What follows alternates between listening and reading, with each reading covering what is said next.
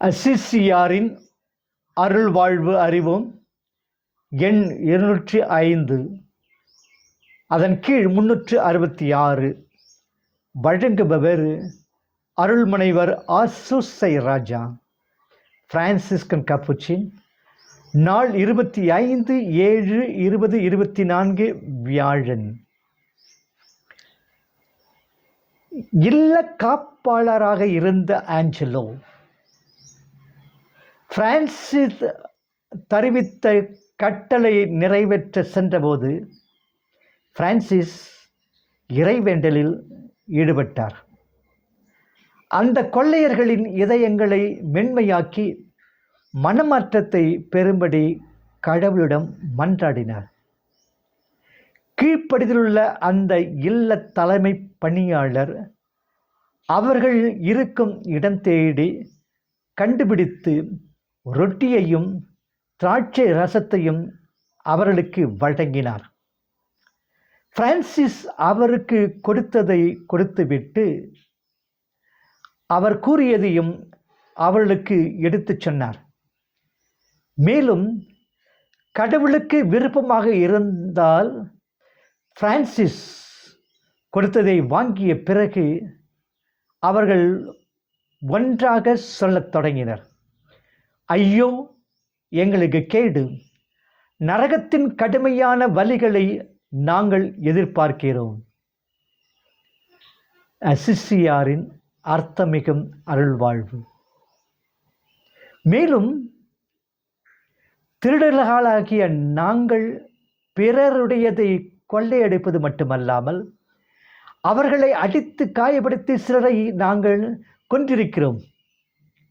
ஆயினும் கூட பல தீய செயல்கள் மற்றும் நாங்கள் செய்த பயங்கரமான காரியங்கள் குறித்து மனசாட்சியின்படி வருத்தமோ கடவுளுக்கு பயந்தோ நாங்கள் நடந்ததில்லை.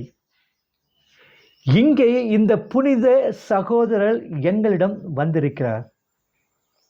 அவர் தான் செய்த தவற்றிற்காக மிக தாட்சியுடன் மன்னிப்பு வேண்டினார். மேலும் அவர் எங்களுக்கு ரொட்டியையும் திராட்சை ரசத்தையும் தூய வாக்குறுதியையும் தந்தையிடமிருந்து கொண்டு வந்துள்ளார். இவர்கள் உண்மையிலேயே கடவுளின் புனித சகோதரர்கள்.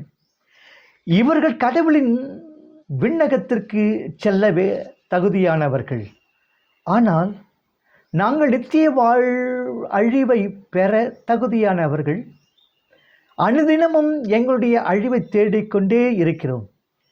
மேலும் நாங்கள் இப்போது வரை செய்த பாவங்களிலிருந்து கடவுளின் இரக்கத்தை பெற முடியுமா என்று எங்களுக்கு தெரியாது என்று அவர்களில் ஒருவர் இவற்றை கூறினார்.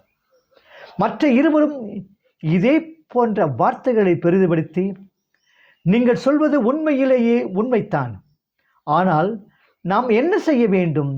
முதலாவது ஒருவர் கூறினார், புனித பிரான்சிஸிடம் நாம் செல்வோம். அவர் நமது பாவங்கள் இறைவனின் இரக்கத்தை பெறும் என்று அவர் நமக்கு நம்பிக்கை அளித்ததால் அவர் நமது ஆன்மாக்களை நரக தண்டனையிலிருந்து காத்து கொள்ள என்ன செய்ய கட்டளையிடுவாரோ அவற்றை செய்வோம் என்று சொன்னார். இந்த ஆலோசனை மற்றவர்களுக்கு மகிழ்ச்சி அளித்தது. எனவே மூவரும் ஒப்புக்கொண்டு விரைவாக பிரான்சிஸிடம் வந்தனர். அவர்கள், தந்தையே, நாங்கள் செய்த பல கொடூரமான பாவங்களால் கடவுளின் இரக்கத்தை பெற முடியும் என்று நாங்கள் நம்பவில்லை.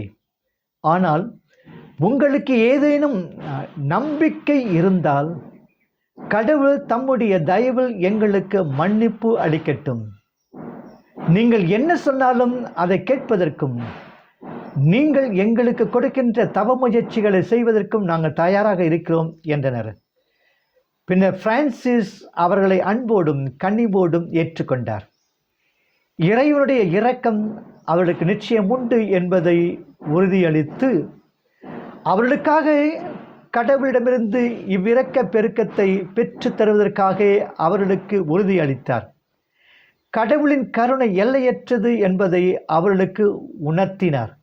மேலும் நாம் எண்ணிலடங்கா பாவங்கள் செய்திருந்தால் இறையிறக்கம் நம்முடைய பாவங்களை விட இன்னும் பெரியது. திருத்தூதரான பவுலடியார் கூறுவதுபடி, ஆசீர்வதிக்கப்பட்ட கிறிஸ்து பாவங்களை மீட்பதற்காக இந்த உலகிற்கு வந்தார் என்று கூறினார். இவ்வார்த்தைகள் மற்றும் இவற்றையொற்றிய போதனைகள் மூலம் அந்த 3 கொள்ளையர்களும் சாத்தானையும் அவனுடைய செயல்களையும் கைவிட்டனர். பிரான்சிஸ் அவர்களை சபைக்குள் ஏற்றுக்கொண்டார். அவர்கள் தொடர்ந்து தவம் செய்ய தொடங்கினர். அவர்களில் 2 சபையில் சேர்ந்து கொஞ்ச நாட்கள் வாழ்ந்த பின்பு விண்ணகம் எடுத்துச் செல்லப்பட்டனர்.